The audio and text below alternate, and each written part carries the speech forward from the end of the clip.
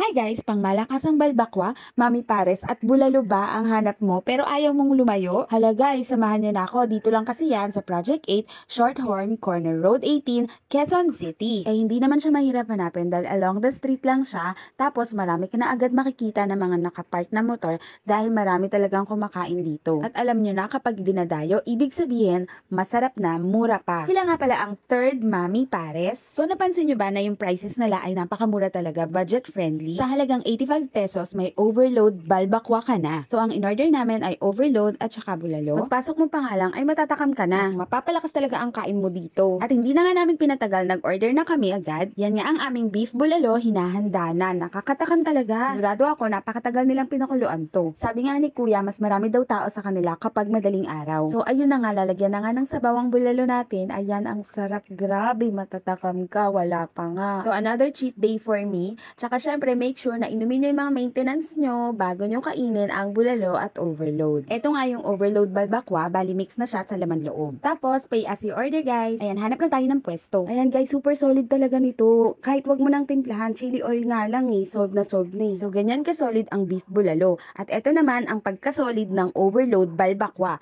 So, mix na siya ng mga lamang loob. Sinakto nga rin namin na gutom kami nung pumunta kami para talagang sulit na sulit. So guys, dayuhin nyo na. Sulit to, promise. Hindi kayo magsisisi. At saka wala pa silang FB page. So talagang kailangan yung dayuhin. Kaya nga pala kay ate girl. So ayun lang guys. Thank you for watching. Bye!